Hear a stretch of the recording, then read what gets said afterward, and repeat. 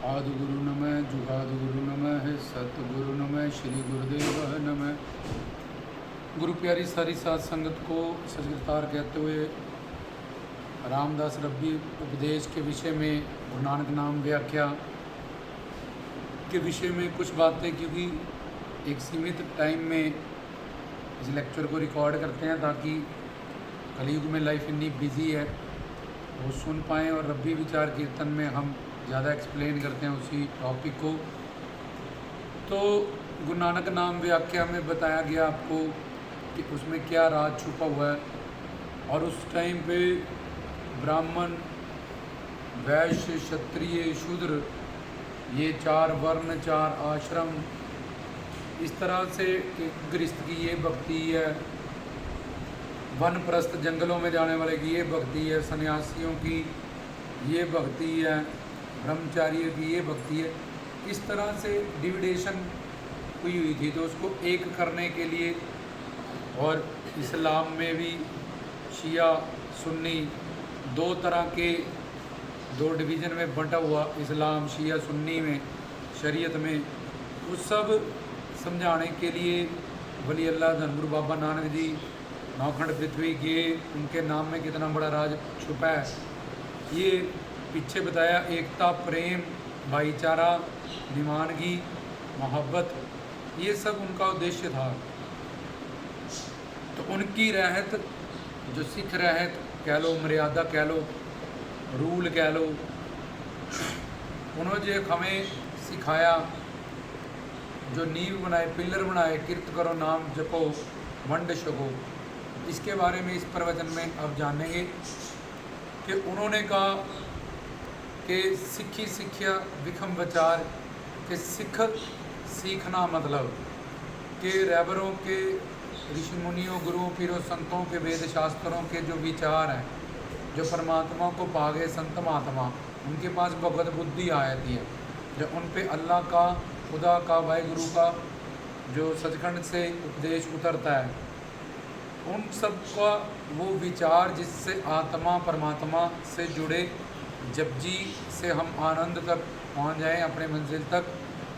तो वहाँ तक पहुंचने के लिए उन्होंने हमें शिक्षा दी, सिख बनाया।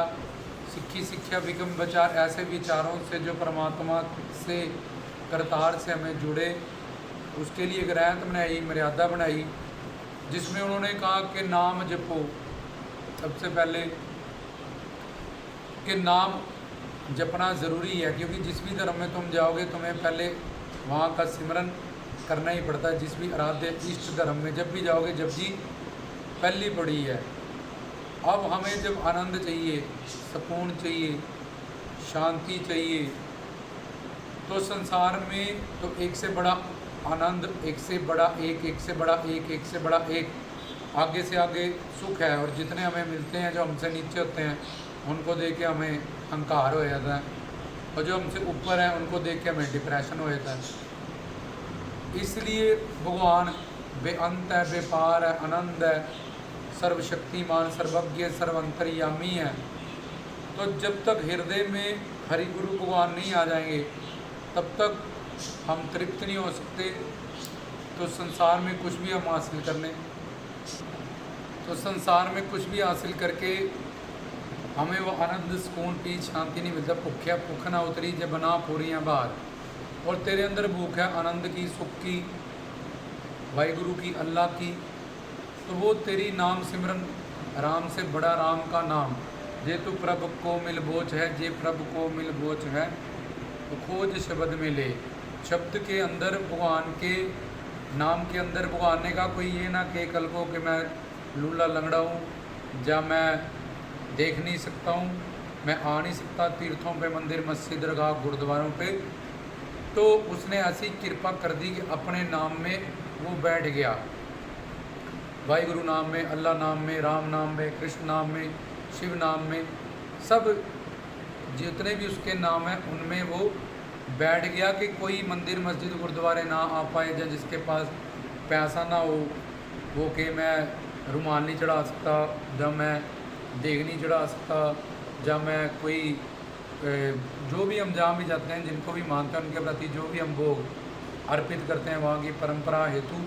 तो इसलिए उसने इतनी बड़ी कृपा सबके लिए कर दी कि किसी का एक्सीडेंट हो जाए, टांग टूट जाए, तो फिर बोले मैं तो लंगड़ा हूँ, मेरे को तो फ्री भगवत प्राप्ति कराओ, जहाँ मेरे आंखें नहीं हैं मुझे तो अब मैं कैसे दर्शन करूँ। तो उसने ऐसी कृपा की कि वो अपने नाम में वो बैठ गया। लेकिन जैसे हमें अगर चलते हुए एक चैन मिल जाए बाज़ार से, तो हमें पता ही नहीं है इसकी कीमत क्या है, तो हम सोचेंगे 10-20 रुपए की होगी। पर अगर कोई जोरी बताए ये लाखों करोड़ों रुपए की है, उसके प्रति हमारा जो मोहब्बत है, प्यार है, कशिश है, इंटरेस्ट है, वो बढ़ जाता है, क्योंकि उसकी कीमत हमें पता चल गई। ऐसे ही जब नाम की कीमत पता चलती है और इस बात को तत्व ज्ञान सुनने से हम समझ जाते हैं कि नाम तो कहीं भी बैठ के हम सिमरन कर सकते हैं, और नाम किसी भी अवस्था में गंदा नहीं होता है। नाम तो अपवित्र को पवित्र करता है, गंदे को शुद्ध करता है, मनमुख को गुरुमुख करता है। इसलिए हम नाम को किसी भी अवस्था में गंदा नहीं कर सकते, लेकिन नाम हमें शुद्ध कर देगा। इसलिए भगवान से बड़ा भगवान का नाम, या राम से बड़ा राम का नाम भी कहते हैं। लेकिन हमें विश्वास नहीं है, क्योंकि हमें पता ही नहीं है, हमें तत्व ज्ञान ही नहीं है। तो जब हम जान लेते हैं वो चैनी जैसे बताई एक अंगूठी कि ये लाखों करोड़ों अरबों खरबों रुपए की है, तो फिर हमारा इंटरेस्ट, हमारी कशिश, उसके प्रति प्रेम, ये सब बदल जाता है। ऐसे ही जब प्रैक्टिकली हम इस बात को सिद्ध हो जाती है हमारी, हम ज्ञान सुन लेते हैं और पा लेते हैं, समझ लेते हैं कि भगवान ने कितनी बड़ी कृपा हमसे की हुई है, वो अपने नाम में बैठा है। लेकिन उस विश्वास से जो भाई लैना जी को था, वाल्मीकि जी को था, सूरदास तुलसीदास जी को था, रामानंद परमानंद, कबीर फरीद जी को था, मियाँ मीर जी को था, इस तरह से अगर कोई नाम का सिमरन करे, अगर हम तुम अपने घर परिवार के किसी सदस्य का नाम लोगे तो वो घर से बाहर है तो आवाज़ नहीं देगा वो, लेकिन प्रभु के नाम में प्रभु बैठे हैं। धन्ना जाट हो गया, प्रहलाद हो गए, ध्रुवल हो गए, बुड्ढा पीर हो गए, जिसने भी भगवान का नाम इस निष्ठा और विश्वास से प्रेम से लिया है, सब रोगों की औषध नाम। तो नाम भजन सिमरन की अग्नि से उसके अनंत जन्म के पाप, दोष, दुर्कर्म, ये 3 कर्मों का जो बंधन है, संचित, प्रारब्ध, क्रियामान, ये नाम अग्नि में, सिमरन अग्नि में नष्ट होने लगती है। तो इसलिए नाम अभ्यास करना बहुत ज़रूरी है, क्योंकि हमें आनंद चाहिए, सुकून चाहिए, शांति चाहिए, पीस चाहिए, और वो तब मिलेगा जब हम परम संधु सच्चिदानंद स्वरूपा, वो शिव परमात्मा स्वरूप, वो अकाल पुरख, कर्ता पुरख, अल्लाह, मौला, खुदा, कई नाम है उसके, उसको अपने अंदर अंतःकरण में लाएंगे। अब उससे बड़ी कोई शक्ति नहीं, उससे बड़ा कोई आनंद सुकून संसार में आनी। तो मन अब टिकना शुरू होगा। अब मन जो डामाडोल होता है वो स्थिर अवस्था में आना शुरू होगा, और इस शुद्ध चीज़ों से जो पीछे बताया, नाम, रूप, गुण, लीला, धाम, संत, इनसे ये गंदा कपड़ा साफ पानी से धोने से ये शुद्ध होता जाएगा, ये ज्योत स्वरूप, प्रकाश स्वरूप होता जाएगा। इसलिए नाम अभ्यास, उन्होंने कहा नाम जपो, क्योंकि आनंद चाहिए, और आनंद पाना है तो पहले आनंद को समझना पड़ेगा। और प्रभु के नाम में कोई मुश्किल बात तो है नहीं। कहीं कहीं जाओ, कहीं कर्म कांड है, देवी देवताओं के पास जाओ, यहाँ काली चुन्नी चढ़नी है या फिर लाल ही चुन्नी चढ़नी है, इनको यही भोग चढ़ेगा, इनको ये लंगोट चढ़ेगा, इनको ऐसा चढ़ेगा, इनकी न्याज चढ़ेगी, यहाँ वो चढ़ेगा।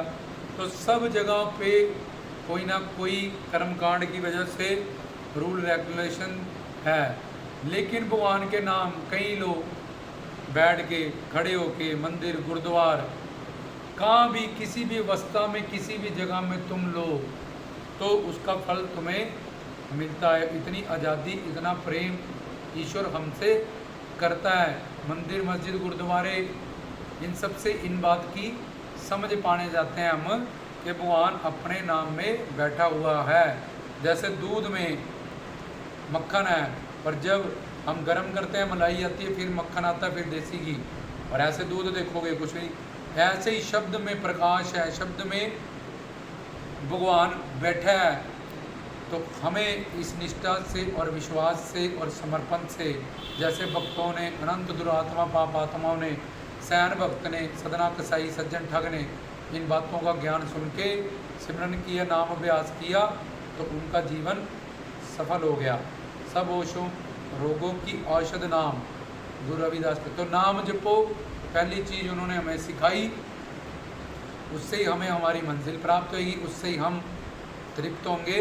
क्योंकि संसार में एक से एक बड़ा सुख है, जब तक परम सुख, परम शांति, परम आनंद हमारे अंदर नहीं आ जाएगा, तब तक हम भूख्या भूखना उतरी जबना पूरियाँ बार आगे से आगे कामनाएं बनाते ही रहेंगे। तो ये था नाम जपो वंड छको। वंड छको मतलब अपना जो दसवंध हिस्सा है वो धर्म के कामों में, अच्छे कामों में तुम लगाओ, तन से मन से। अगर तुम्हारे पास धन नहीं है, धन से सेवा करो। तन में तंदुरुस्ती नहीं है, मन से सेवा करो, सिमरन करो, अपने नाम गुण रूप लीला धाम का कीर्तन करो। तो ये हम वंड छको दसवंध सेवा जो, इससे हमारा ही परलोक संवरता है। और बाकी बची हुई जो कमाई है उसमें बरकत होती है। माँ के पेट से आए थे, नंगे थे हम, कोई कपड़ा भी नहीं था, 1 रुपया भी लेके नहीं आए। ईश्वर ने रोटी कपड़ा मकान दिया, क्यों? कि पूछे कोई पुण्य दान किया होगा, अच्छा कर्म किया होगा। इसलिए अगर इस जन्म में तुम्हारी मुक्ति ना हो, सही गुरु ना मिले, सही ज्ञान ना मिले, तो कम से कम अगला जन्म तुम्हारा मानव चोले में हो, तन से मन से धन से सेवा करने से। और अगले जन्म में तुम दलिद्र, जिनके पास, जैसे हमारे संसार में कई लोग पानी पी के, अचार से रोटी खा के, आधी रोटी खा के पेट भर लेते हैं। क्यों? क्योंकि जब उनके पास पैसा था, ये सब कुछ था, उन्होंने दान नहीं किया, दसवंध नहीं दिया, इसलिए वो अब दलिद्र हैं। तो अब पेट की भूख मिटाने के लिए कई तरह के उनके बच्चे बिगड़ जाते हैं, पाप करते हैं, डकैती करते हैं, चोरी करते हैं।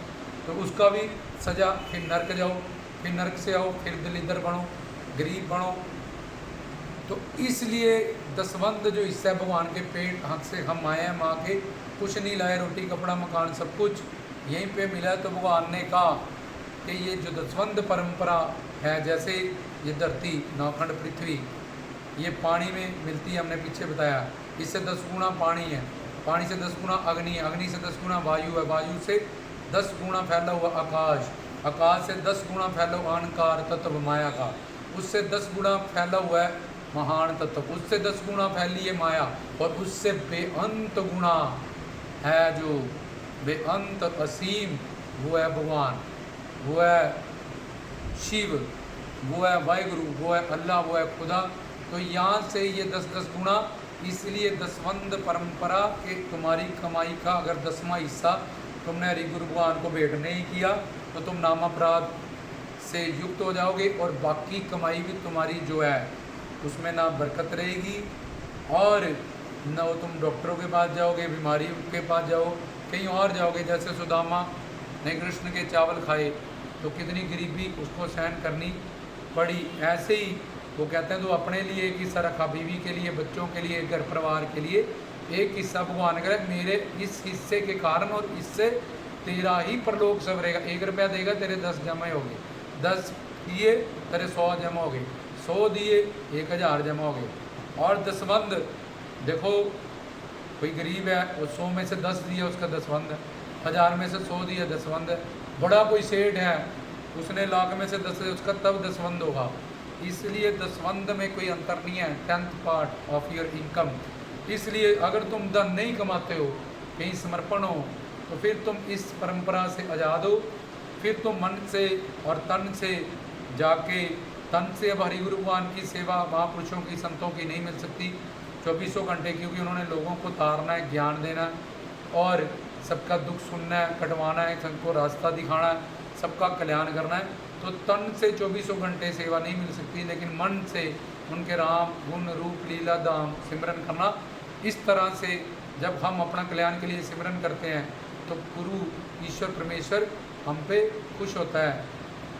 तो ये भी एक तरह की गुरु संगत, संगत गुरु, गुरु के धाम की, गुरु प्यारी संगतों की सेवा भी गुरु की ही सेवा है। इसलिए वंड छको का नियम बना दिया, लंगर प्रथा चला दी, ताकि सब जात वर्ण धर्म के लोग रूप रंग से परे होते हुए, जात पात से परे होते आके गुरु घर में जाके पीरों फकीरों के वहाँ पे ये सब ने इस बात पे जोर दिया ताकि एकता बने, मोहब्बत बने, अमीरी गरीबी रूप रंग जात पात सब एक ही जगह बैठ के लंगर खाएं, एक दूसरे के बर्तन साफ करें, ताकि उनके अंदर निमानता आए, उनके अंदर मोहब्बत आए, उनके अंदर प्रेम आए।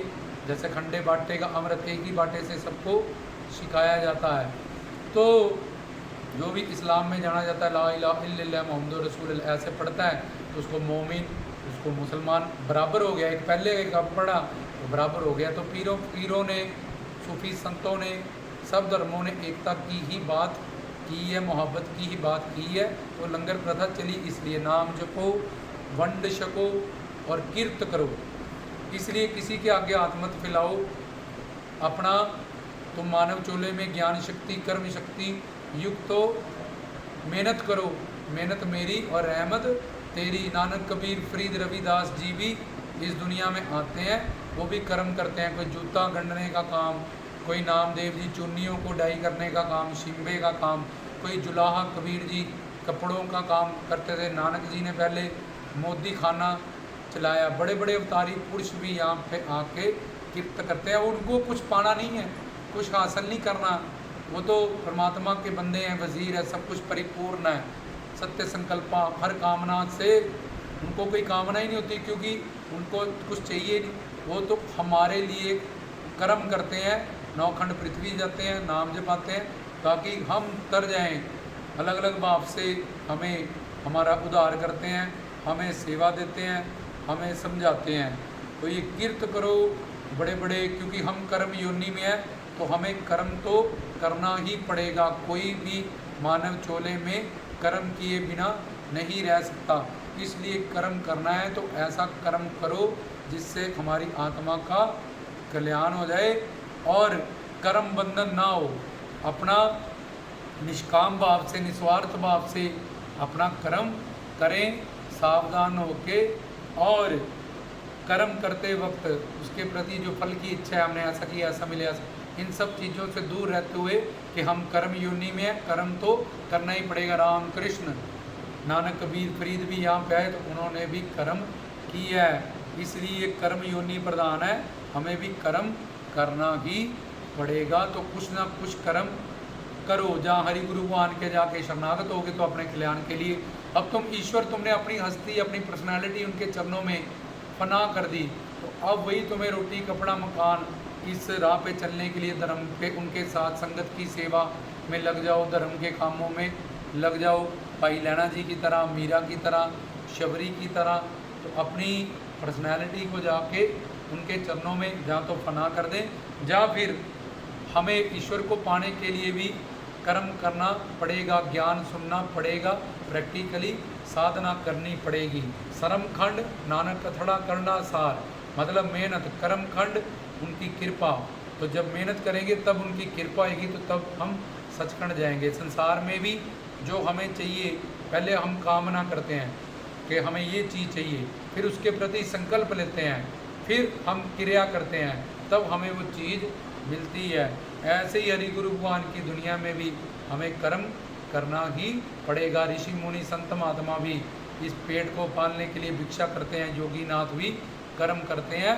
तो ये सब बातों का ज्ञान आपको इस प्रवचन में दिया गया, ये पूर्ण ज्ञान नहीं है। तो जितना भी दास ने गुरु प्यारी साध संगत की सेवा की है तो प्रमाण करें, नाम जपो, वंड छको, कीर्त करो। अगले प्रवचन में हम बताएंगे कि लंगर प्रथा चलाई कि जपजी साहब, रहरास और कीर्तन 16 और आसादी वार, बाणा और बाणी दोनों की रहत मिलती है। तो इनका क्या मतलब है, ये हमें क्या दर्शाती हैं। तो ये थी गुरु नानक जी की शिक्षा, जो कैसे उन्होंने थंब बना के हमें दिए, वंड छको, नाम जपो, कीर्त करो के, और लंगर प्रथा चलाई। क्यों चलाई? एकता के लिए, मोहब्बत के लिए। तो रामदास की तरफ से सजगत।